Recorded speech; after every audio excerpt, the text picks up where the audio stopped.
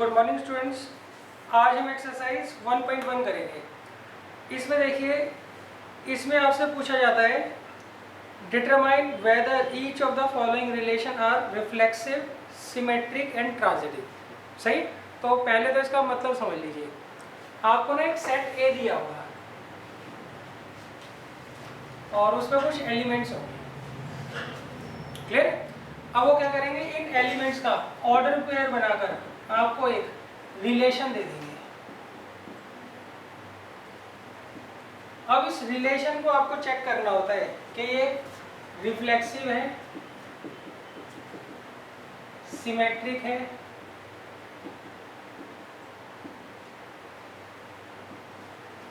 Transitive है। ये तीन चीजें आपको चेक करनी होती है। सही। अब इसका मतलब समझ लीजिए। पहले तो देखिए, आपको एक सेट दिया होगा ए, इसमें कुछ एलिमेंट्स होंगे। इन्हीं एलिमेंट्स का ऑर्डर पेयर बनाकर वो आपको एक रिलेशन दे देंगे।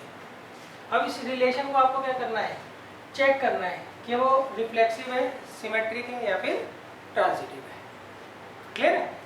तो सबसे पहले देखिए, रिफ्लेक्सिव का मतलब क्या होता है। रिफ्लेक्सिव का मतलब होता है A belongs to R for all A belongs to capital A. सही। वो कहते हैं, मान लीजिए यहाँ पे एक एलिमेंट 1 है, तो यहाँ पे 1 1 का ऑर्डर पेयर जरूर बनना चाहिए। यहाँ पर एलिमेंट एक 2 है, तो यहाँ पे 2 2 का ऑर्डर पेयर जरूर बनना चाहिए। यहाँ पर अगर एलिमेंट 3 है तो 3 3 का ऑर्डर पेयर जरूर बनना चाहिए। क्लियर है। तो यहाँ पे मान लीजिए 4 एलिमेंट है टोटल। 1 है तो 1 1 का ऑर्डर पेयर बनना चाहिए, 2 है तो 2 2 का बनना चाहिए, 3 है तो 3 3 का ऑर्डर पेयर बनना चाहिए, 4 है तो 4 4 का ऑर्डर पेयर भी बनना चाहिए। उसी केस में जो रिलेशन है वो क्या होगा, रिफ्लेक्सिव होगा। सही। If a belongs to R for all A belongs to set A, then relation is reflexive। तो इसका मतलब रिलेशन क्या होगा, रिफ्लेक्सिव। ये आगे समझ बच्चों। पहले समझ लो, बाद में नोट करना। अच्छा, मान लो यहाँ पे एलिमेंट है 5 और यहाँ पे 5 5 का ऑर्डर पेयर नहीं बन रहा है, तो उस केस में ये रिफ्लेक्सिव नहीं होगा। ये ध्यान रखना। आगे बात समझ। अच्छा, अब देखिए दूसरा हमें चेक करना है कि ये सिमेट्रिक है या नहीं। तो अब सिमेट्रिक का मतलब क्या होता है।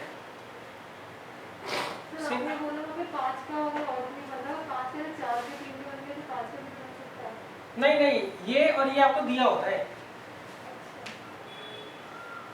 ये दोनों चीजें आपको गिवन होती है, इसमें आप हेर फेर नहीं कर सकते हो। सही है। तो इसमें ऐसा होता है, जितने भी एलिमेंट यहाँ दे रखे हैं उन सब का सेम का ऑर्डर पेयर यहाँ पे बनना चाहिए। यहाँ से मान लीजिए पहले 10 नेचुरल नंबर दे रखे हैं, तो पहले 10 नेचुरल नंबर का क्या होना चाहिए, यहाँ पे ऑर्डर पेयर बना होना चाहिए, तभी वो क्या होगा, रिफ्लेक्सिव होगा। अगर एक भी कम हो गया, मान लीजिए यहाँ पे 5 है, 5 का ऑर्डर पेयर नहीं बन रहा है, यहाँ पे 5 5 नहीं है, तो वो रिफ्लेक्सिव नहीं होगा। ये फॉर ऑल है, फॉर एवरी मान लो आप। सही। For every. तो बच्चों ये आगे समझ।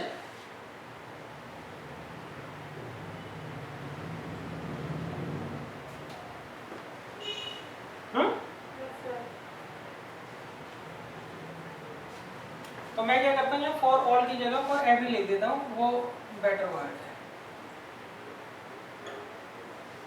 अच्छा, अब देखिए, समझ लो, आराम से हो जाएगा ये। और ये आपने एक क्वेश्चन कर लिया तो सारे कर लिए। एक समझ नहीं आया तो फिर तो भूल भुलैया बन जाती है चीज। फिर आता है सिमेट्रिक। सिमेट्रिक का मतलब क्या होता है, इफ ए बी, या मैं ऐसे करता हूँ A1 A2 ले लेता हूँ। If A1 A2 belongs to R implies A2 A1 belongs to R, then relation क्या दे रखा है हमने, R, then R is symmetric. Clear है? मान लीजिए यहाँ पे आपको एक ऑर्डर पेयर दे रखा है,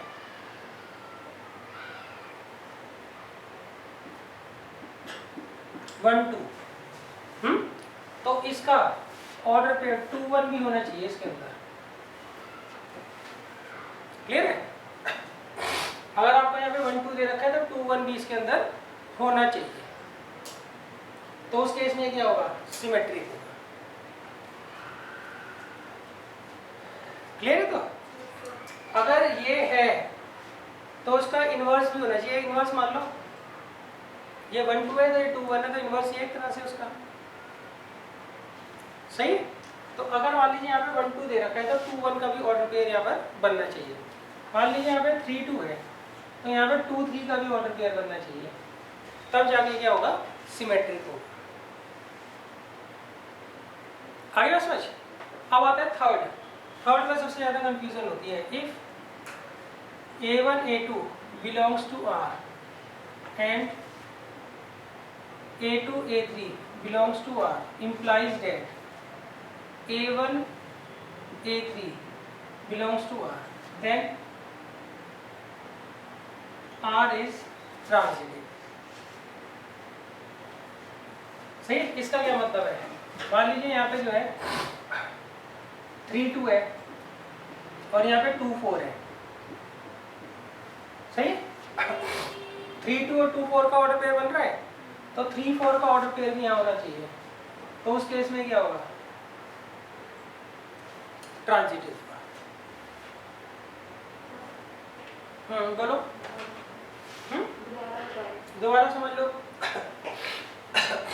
ये कहता है अगर मान लीजिए A1 A2 बिलोंग करता है R से और A2 A3 बिलोंग करता है R से, तो उस केस में A1 A3 का ऑर्डर पेयर भी बनना चाहिए।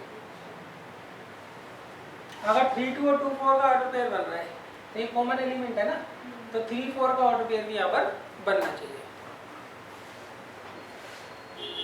क्लियर है? तो अच्छा, अगर कोई रिलेशन तीनों होता है, वो रिफ्लेक्सिव भी होता है, सिमेट्रिक भी होता है और ट्रांजिटिव भी होता है, तो उस केस में उसे हम बोलते हैं इक्विवेलेंस रिलेशन। सही? तो हम क्या लिखेंगे यहाँ पे? R is an equivalence relation. R यहाँ पे क्या होगा? इक्विवेलेंस रिलेशन होगा। आगे बात समझ।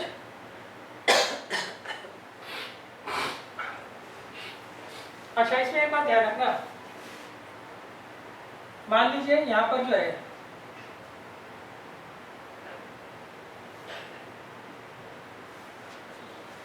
A1 A2 दे रखा है और ये दे ही नहीं रखा, तो उस केस में इसकी तो उम्मीद हो ही नहीं हमारे पास, क्योंकि हमें A3 नहीं पता ना। अगर मान लो सिर्फ ये दे रखा है तब भी वो क्या होगा? ट्रांजिटिव होगा। ये ध्यान रखना। उन्होंने कहा है अगर ये दोनों है तो आपको इसको ढूंढ रहे हैं, अगर ये ही नहीं है तो फिर इसको ढूंढने की जरूरत नहीं है, फिर वो सीधा ही क्या है? बाय डिफॉल्ट क्या होगा? रिफ्लेक्सिव होगा। हर जो रिलेशन होता है वो रिफ्लेक्सिव होता है अगर उसमें ये दोनों चीजें नहीं दी होती। अगर ये दोनों चीजें दी हुई है तो ही इसी को चेक करेंगे। अगर इन दोनों में से कोई एक मिसिंग है तो इसको चेक करने की जरूरत नहीं है, बाय डिफॉल्ट वो क्या होगा? रिफ्लेक्सिव होगा। एग्जाम्पल बता दिया। यहाँ पे 3 2 है तो A1 A2 तो है, A2 A3 तो नहीं दे रखा, तो फिर इसको चेक करने की जरूरत नहीं है, रिफ्लेक्सिव ही होगा। अगर ये दोनों दे रखे हैं और ये मिसिंग है तो वो रिफ्लेक्सिव नहीं होगा। इन दोनों में से कोई एक नहीं दे रखा तो वो रिफ्लेक्सिव ही होगा। ज्यादा क्लियर है?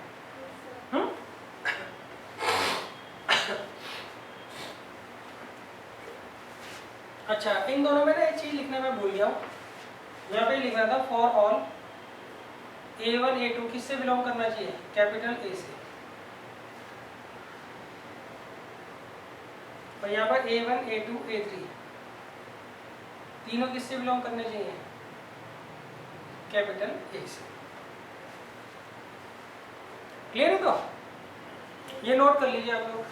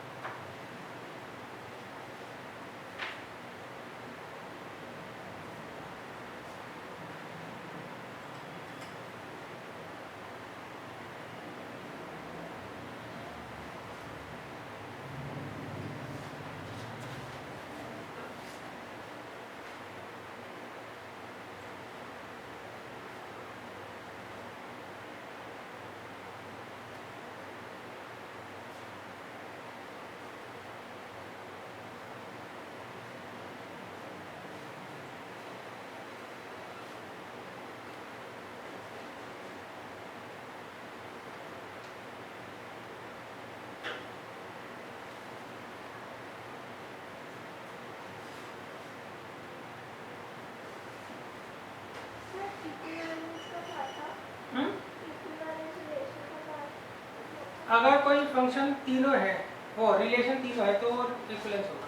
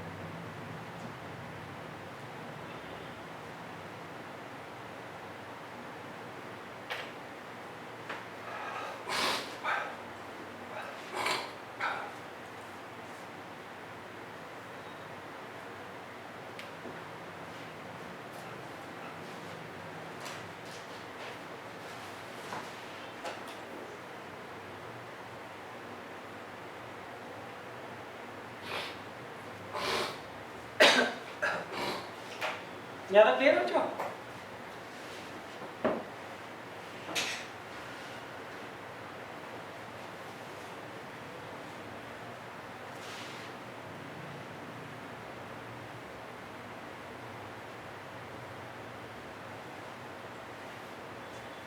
अब देखिए क्वेश्चन नंबर 1।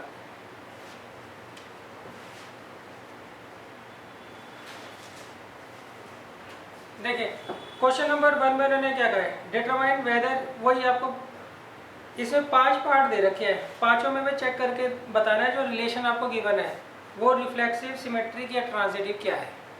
हो सकता है कोई तीनों ही ना हो सकता है कोई एक हो या दो हो या तीन हो। सही। अब देखिए यहाँ पर इन्होंने पहले पार्ट में जो आपको सेट ए दे रखा है उसमें एलिमेंट क्या दे रखे हैं, 1 2 3 अप टू 14 तक। पहले 14 नेचुरल नंबर्स आपको दे रखे हैं सेट में, और यहाँ पे आपको जो रिलेशन बनाना है खुद बनाना है, दिया नहीं हुआ है। उन्होंने कहा आपको एक्स वाई का ऑर्डर पेयर लेना है जहाँ पर 3x माइनस वाई किसके बराबर है, 0। सही।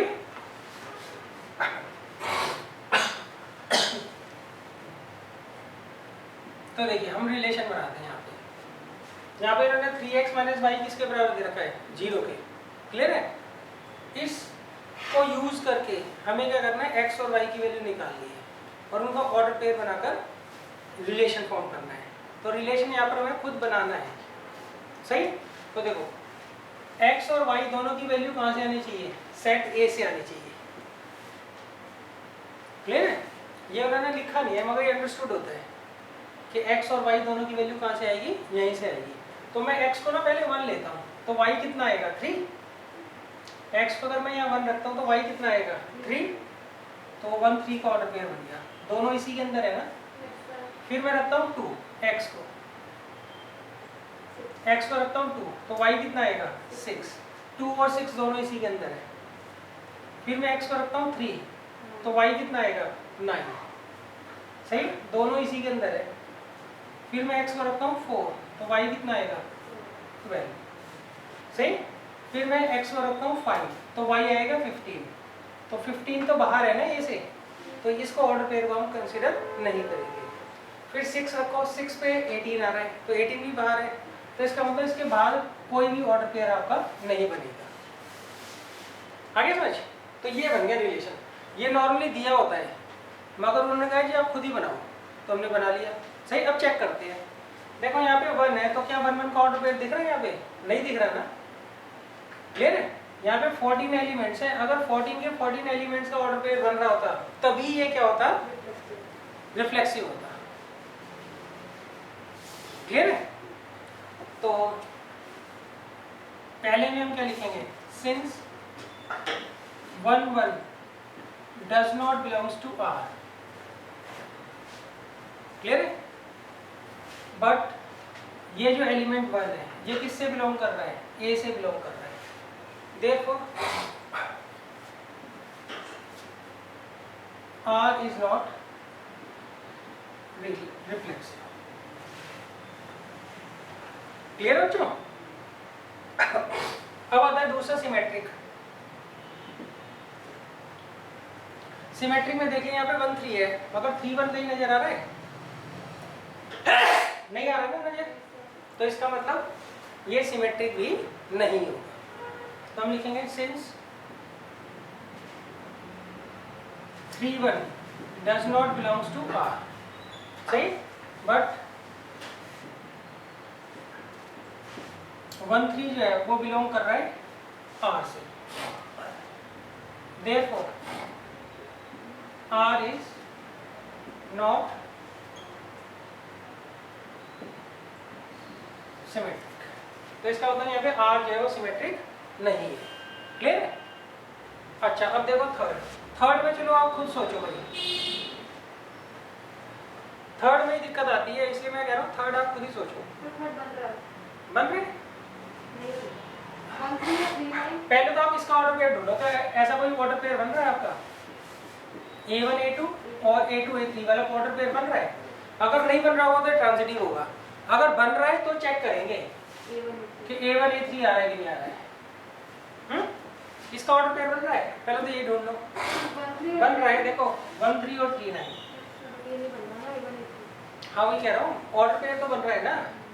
अच्छा, अब देखो यहाँ पे 1 3 है और 3 9 है, तो 1 9 भी तो होना चाहिए, सही। तो इसका मतलब ये रिफ्लेक्स ट्रांजिटिव नहीं है। क्लियर है? ये ट्रांजिटिव नहीं है। अच्छा, अगर मान लो ये ऑर्डर पेयर ये दोनों नहीं मिलते हैं, तो फिर क्या होता है? फिर ये अपने आप ही ट्रांजिटिव होता है। क्लियर है? रिफ्लेक्सिव पहले वाला होता है, थर्ड ट्रांजिटिव है। क्लियर है? तो हम यहाँ क्या लिखेंगे? Third, since 1 9 does not belongs to R, but 1 3 belongs to R and 3 9 belongs to R. Therefore, R is not transitive. Clear हो चुका? कर लीजिए नोटिस को।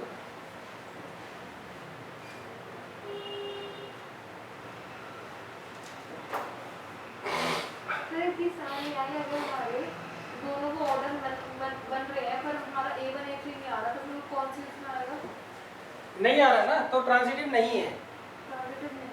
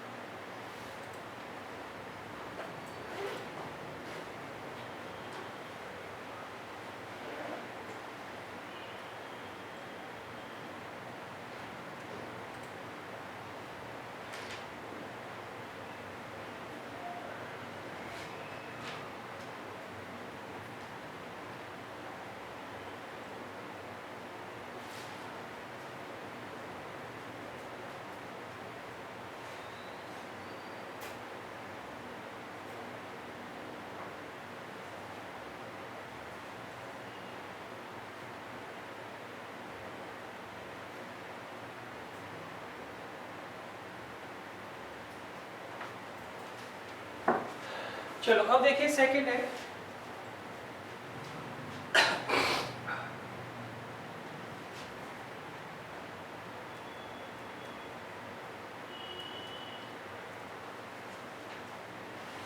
सेकंड बच्चों आप वो बनाओ पहले रिलेशन आर बनाओ।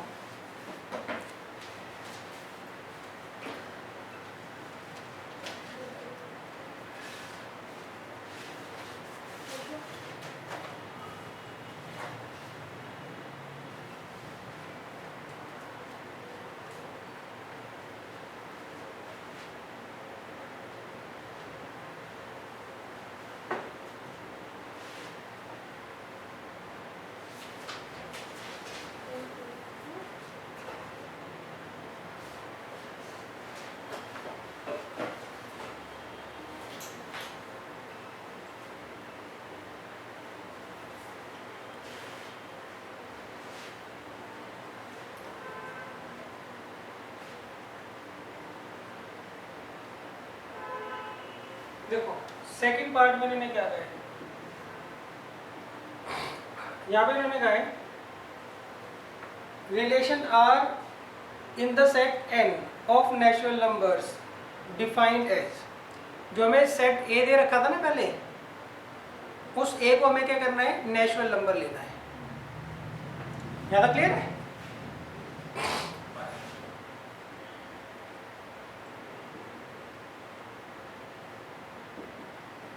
तो हमें जो सेट गिवन है वो है set of natural numbers.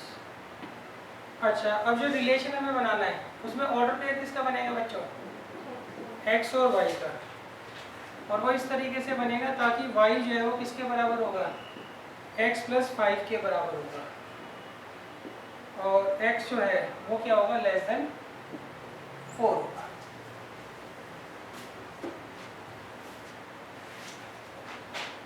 Clear है बच्चों? तो पहले तो हम रिलेशन बनाते हैं। चलो, हमें यहाँ पे x की वैल्यू जो है वो 4 से लेस लेनी है। जो हमें सेट A दिया होता था ना, वो सेट A यहाँ पे क्या दे रखा है, सेट ऑफ नेचुरल नंबर दे रखा है। क्लियर है? तो नेचुरल नंबर में कौन कौन से आते हैं बच्चों, 1 2 3 4 5 अप टू इंफिनिटी। क्लियर है? अब देखिए, सबसे पहले हम 1 पुट करेंगे यहाँ पे x को, तो y कितना आ जाएगा, 6। दोनों ही नेचुरल नंबर होते हैं तो कंसीडर कर लेंगे। फिर 2 पुट करते हैं तो कितना आएगा, 7। 3 पुट करते हैं तो 8। क्लियर है? आगे समझ? अब देखो, उन्होंने कहा x की वैल्यू <4 होनी चाहिए, इसलिए हम 4 और 4 ऑनवर्ड्स कोई भी वैल्यू नहीं कंसीडर करेंगे। तो ये आ गया हमारा रिलेशन। सही? बताओ कि ये है कि नहीं है। देखो यहाँ पे 1 है तो 1 1 का ऑर्डर पेयर का है, नहीं है ना? सही? यहाँ पे जितने नेचुरल नंबर हैं उन सबका यहाँ पे ऑर्डर पेयर बनना चाहिए था। 1 1 का भी नहीं रहा, इवन आधों का भी बन रहा होता तब भी ये रिफ्लेक्सिव नहीं होता, सबका बनना चाहिए। कोई एक भी मिसिंग है तो वो रिफ्लेक्सिव नहीं है। क्लियर है? हाँ, जब हम लिखते हैं ना कि वो रिफ्लेक्सिव नहीं है तो एक ही एग्जांपल दे दो, सारे एग्जांपल कौन लिखेगा? सही? अब देखो पहला, तो यहाँ लिखेंगे हम since 1 1 does not belongs to R। सही? बट 1 जो है वो नेचुरल नंबर से बिलोंग करता है, देयरफॉर R इज नॉट, बताओ क्या नहीं है ये, रिफ्लेक्सिव।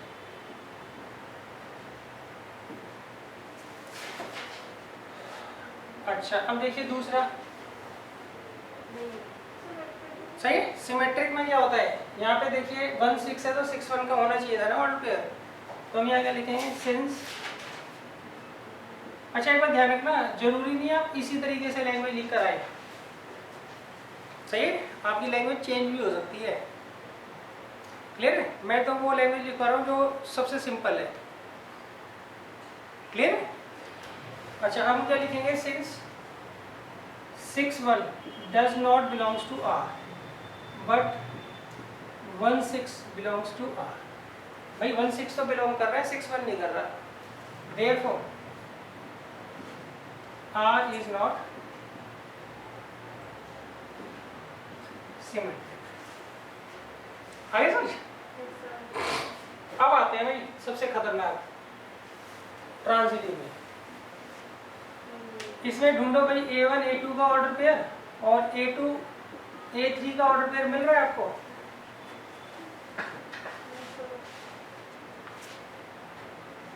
या तो क्लियर है?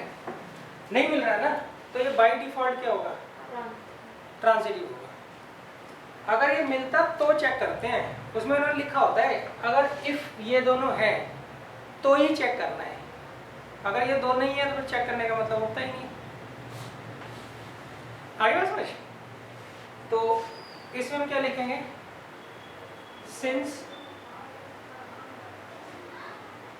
A1 A2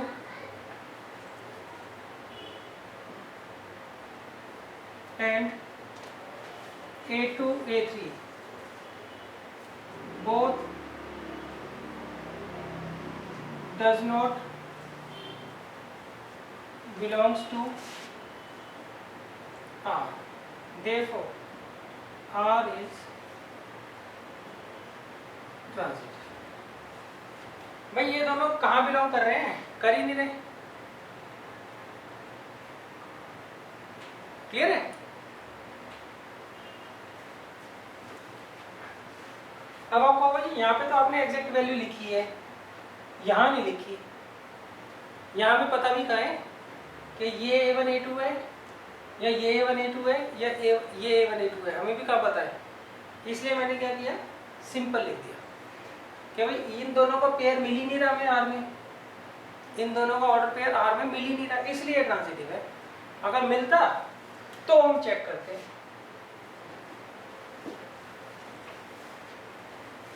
क्लियर है? तो कर लीजिए नोट इसको।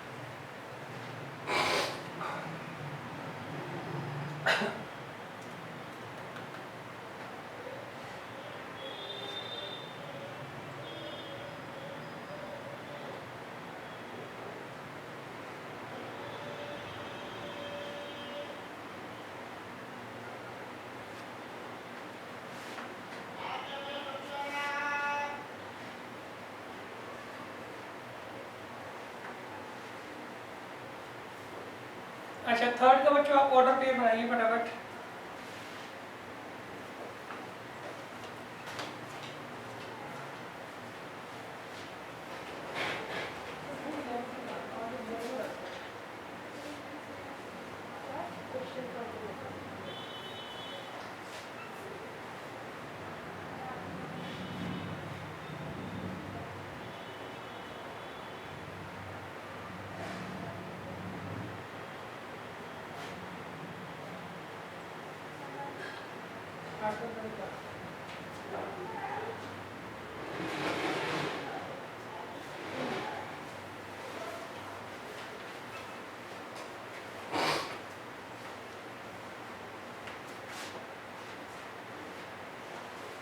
अच्छा, अब देखिए थर्ड है,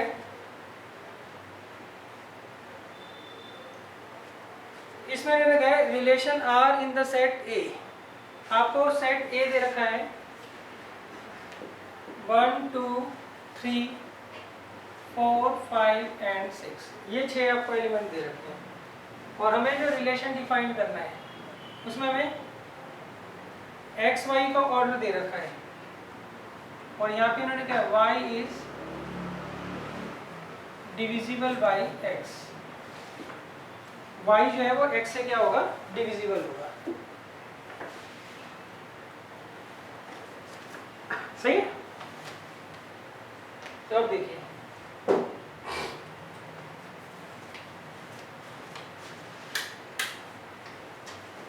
इसको कैसे करेंगे? सबसे पहले तो ऑर्डर पेयर बना लो बच्चों।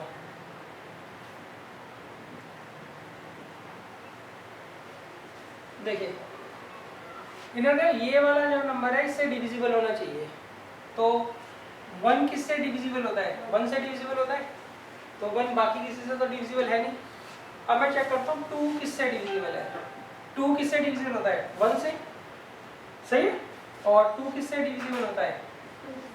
2 से। क्लियर है? आपको ये चेक करना है ये वाला इससे डिविजिबल है नहीं, अगर है तो ऑर्डर पेयर बनेगा। अब मैं 3 को चेक करता हूँ। 3 1 से होता है डिविजिबल? हाँ।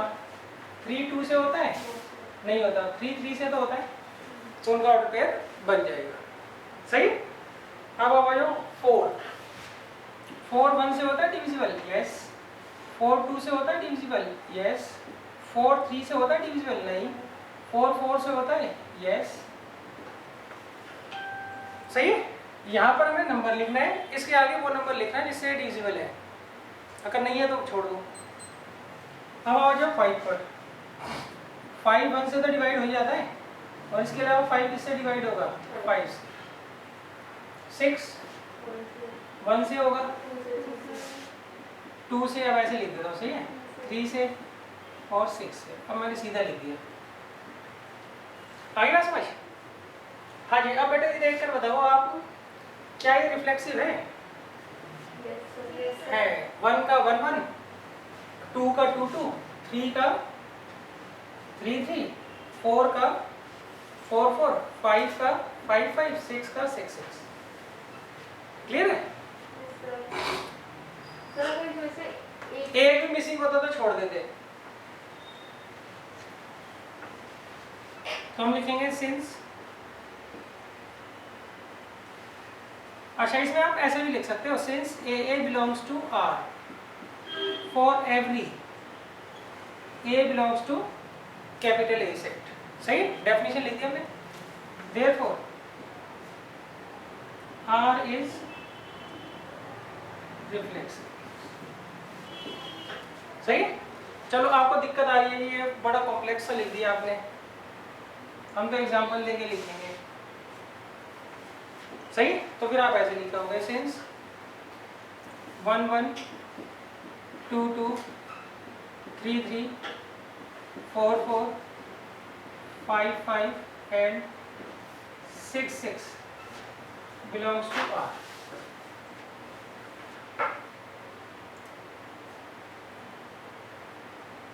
सही। Therefore R is reflexive. Clear? तो अब बताओ भाई सिमेट्रिक का बताओ।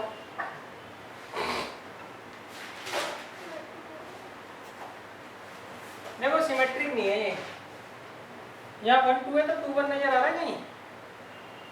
नहीं आ रहा ना। 1 3 का 3 1 नजर आ रहा है कहीं? नहीं। 1 4 का 4 1? नहीं। सही। 2 4 का 4 2 नजर आ रहा है? नहीं। तो नहीं है ना सिमेट्रिक। हाँ, मगर आंसर एक कहीं लिखे होंगे, नहीं है ना, तो कोई एक एग्जांपल लिख दोगे। तो हम क्या लिखेंगे? ये तो पहला हो गया, since 2 1 does not belongs to R but 1 2 belongs to R। भाई 1 2 तो बिलोंग कर रहा है, मगर 2 1 नहीं कर रहा। Therefore R is not symmetric. इसका मतलब R जो है वो सिमेट्रिक नहीं है।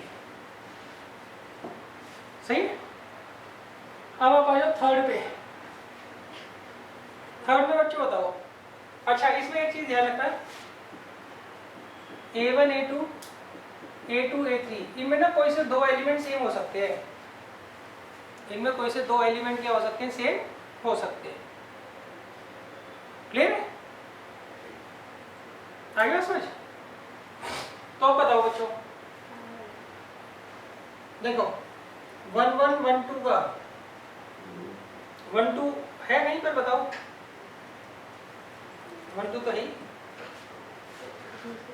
1 1 1 2 का 1 2 है तो ये चलो कुछ और देख लो जिसमें थोड़ा सा अलग हो। तो 2 4 4 2 2 4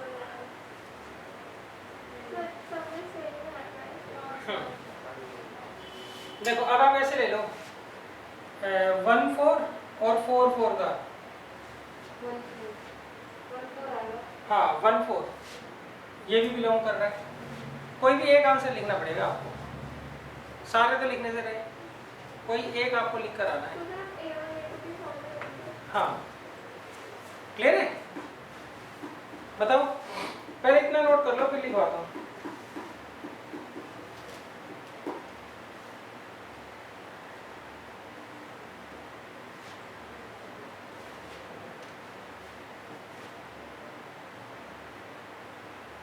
Since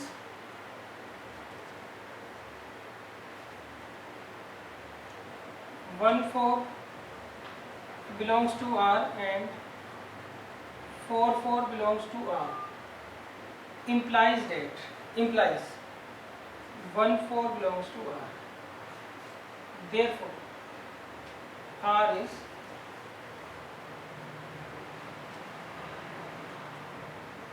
grasped.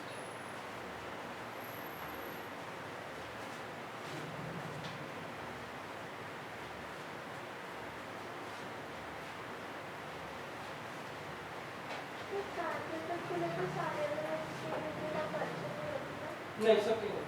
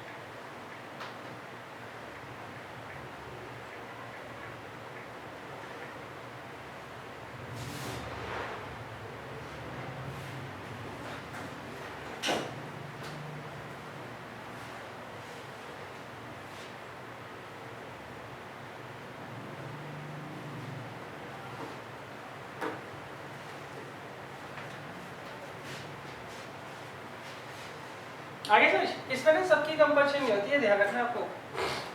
बाकी धीरे धीरे आपको क्लियर होगा, सही है। जितने ज्यादा आप क्वेश्चन करोगे उतना कॉन्सेप्ट क्लियर होगा, और ये होता काफी इजी है टॉपिक। क्लियर है? इसमें ना तो ज्यादा फॉर्मूले है, बस 3 चीजें आपको ध्यान रखनी है।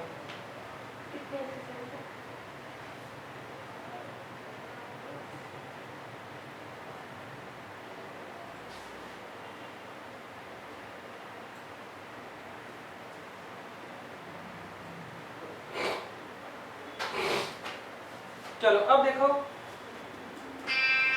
नेक्स्ट जो क्वेश्चन है, पढ़ लो आप लोग। हेलो, हाँ हेलो, नहीं नहीं,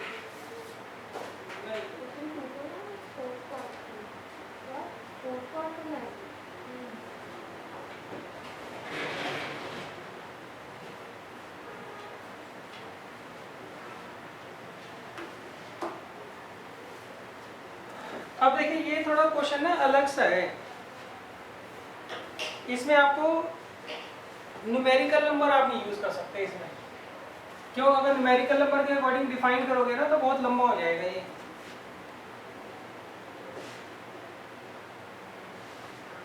सही, और ज्यादातर ऐसे ही क्वेश्चन आते हैं जो मैं अब करवा रहा हूँ। बड़ा अगर क्वेश्चन आ रहा है ना तो इसी तरह का आएगा। इसमें मैंने कहा यहाँ पे आपको जो सेट ए दिया हुआ है वो दे रखा है सेट ऑफ इंटीजर। इंटीजर सही होते हैं ना बच्चों?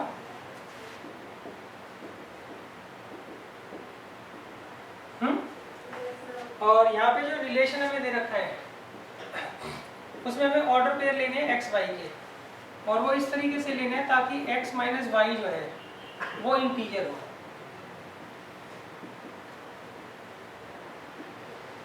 सही। अब आप ना बारी बारी वैल्यू पुट करके नहीं देखोगे कि 0 का किसके साथ ऑर्डर पेयर बनता है। इसमें समझ लो बच्चों, देखो यहाँ पे दिक्कत क्या है, अगर आप हर एलिमेंट का यहाँ पे ऑर्डर पेयर बनाने बैठ गए तो बनेंगे ही नहीं। क्यों? 0, अगर मैं x की वैल्यू 0 लेता हूँ तो y की वैल्यू सारी होगी, सारे इंटीजर होंगे। क्यों? दो इंटीजर्स का जो डिफरेंस होता है वो हमेशा इंटीजर ही होता है। तो 0 का आप सबके साथ ऑर्डर पेयर बनाओ, मतलब -∞ से ∞ तक, फिर 1 का सबके साथ ऑर्डर पेयर बनाओ, फिर 2 का सबके साथ ऑर्डर पेयर बनाओ, ऐसे 3 का सारे के साथ ऑर्डर पेयर बनाओ। सही? ऐसे जितने नंबर हैं, जितने इंटीजर्स होते हैं, उन सब का बाकी दूसरे इंटीजर्स के साथ ऑर्डर पेयर आपको बनाना पड़ेगा। तो ये तो पॉसिबल है नहीं कि इसको हम क्या करें, नंबर्स की फॉर्म में लिख लें। सही है? इसको हम क्या करते हैं, लैंग्वेज की फॉर्म में लिखते हैं। तो ये तरीका देख लेना बच्चों, अगर बड़ा क्वेश्चन आता है ना 4 नंबर का या 6 नंबर का, तो वो यही आएगा। सही? ये तो 1 1 2 2 नंबर में आते हैं जिसमें न्यूमेरिकल दिया होता है। किस्मत अच्छी होगी तो वो न्यूमेरिकल वाले ही 4 में आ जाएगा। क्लियर है? अब देखो इसको लिखने का तरीका देखो, इसमें प्रॉपर डेफिनेशन आपको पता होनी चाहिए। क्लियर है? अच्छा, रिफ्लेक्सिव में क्या होता है, ए बिलोंग करना चाहिए ना आर से। तो ए कब बिलोंग करेगा आर से, जब a माइनस ए इंटीजर हो। a माइनस ए क्या हो, इंटीजर हो। क्लियर है भाई? a के केस में ये x है, ये y है, इन दोनों का डिफरेंस अगर इंटीजर आ रहा होगा तभी तो वो बिलोंग करेगा ना आर से। सही? तो यहाँ समझ लो पहले, तो हम क्या करेंगे, सबसे पहले लिखते हैं since a minus a is equal to 0 belongs to integer, है ना। देयरफॉर ए जो है वो बिलोंग करेगा आर से for all small a belongs to capital Z.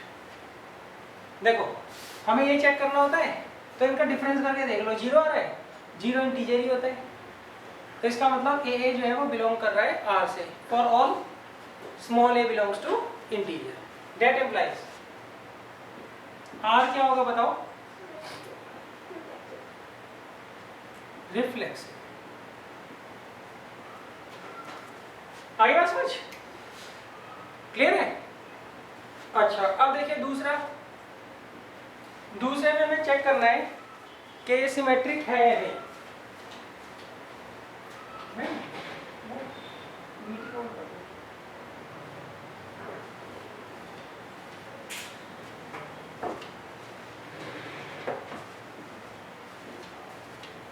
अच्छा अब देखिए दूसरे में हमें चेक करना होता है, अगर a1 a2 बिलोंग करता है r से तो a2 a1 भी तो बिलोंग करना चाहिए r से। ये कब बिलोंग करेंगे, जब इनका डिफरेंस इंटीजर हो। ये कब बिलोंग करेंगे, जब इनका डिफरेंस इंटीजर हो। क्लियर है? अच्छा अब देखो इसमें पहले मैं लेट कर रहा हूँ, let a1 a2 belongs to R for all a1 a2 belongs to integer. That implies a1 minus a2 belongs to Z। भाई अगर ये बिलोंग कर रहा है R से तो इनका डिफरेंस क्या होगा, इंटीजर ही तो होगा। बनाओ, सही है? क्लियर है बच्चों? अच्छा अब देखो हमने ये मान लिया, लेट कर लिया अपनी तरफ से, ये चेक करना है ना, तो मैं क्या करता हूँ, इसमें से माइनस कॉमन ले लेता हूँ। अब इस माइनस को इधर ले जाता हूँ, चला जाएगा ना। इंटीजर का अगर आप साइन चेंज करोगे तो रहेगा तो इंटीजर ही। तो इसका मतलब क्या हुआ, a2 माइनस a1 जो है वो किससे बिलोंग करेगा, इंटीजर। सही? जब a2 माइनस a1 इंटीजर है तो इसका मतलब a2 a1 बिलोंग करेगा z से for all a1 a2 belongs to z। यहाँ r लिखना है, सॉरी। आगे समझ बच्चों? तो date implies r is symmetric. अब आप आ जाओ थर्ड पर, इसे हम क्या करते हैं, लेट करते हैं। अगर a1 a2 बिलोंग करता है r से और A2 A3 बिलोंग करता है R से, तो उस केस में A1 और A3 भी बिलोंग करना चाहिए R से। तो ये दोनों लेकर इसको चेक कर लेता हूँ मैं, हो गई सही। थर्ड देखो, इसमें मैं लेट कर लेता हूँ, let A1 A2 belongs to R and A2 A3 belongs to R for all A1 A2 A3 belongs to integer.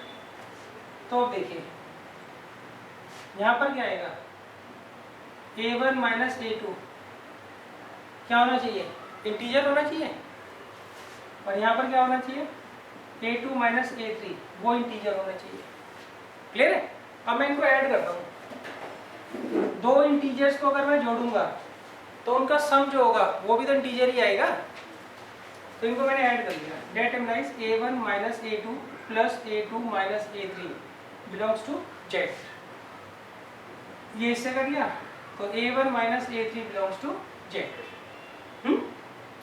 Clear है। अब देखो A1 माइनस A3 जो है इंटीजर है, तो इसका मतलब A1 A3 का ऑर्डर पेयर बनेगा। That implies A1 A3 belongs to R for all A1 A2 A3 belongs to integer. That implies R is transitive. तो ये बच्चों तीनों है ना, तो लिख देना hence it is an equivalence relation. ये तीनों है ना, हाँ जी बोलो। ट्रांजिटिव में देखो हम इसको लेट कर चलेंगे, A1 A2 बिलोंग कर रहा है R से, A2 A3 बिलोंग कर रहा है R से, तो जब ये बिलोंग कर रहा है तो इनका डिफरेंस इंटीजर होगा, इनका डिफरेंस भी क्या होगा, इंटीजर होगा। अब मैंने इनको ऐड कर दिया, इन दोनों को क्या करा है, ऐड कर दिया, तो दो इंटीजर्स का जो सम है वो भी तो इंटीजर ही आएगा ना। क्लियर है। और यहाँ देखिए A2 से A2 कट गया, तो इसलिए A1 माइनस A3 क्या आ गया, बिलोंग्स टू Z। तो इसका मतलब A1 A3 का क्या होगा, ऑर्डर पेयर बनेगा। क्लियर है। तो इसलिए R क्या हो जाएगा, ट्रांजिटिव हो जाएगा। R क्या हो जाएगा, ट्रांजिटिव। क्लियर है। तो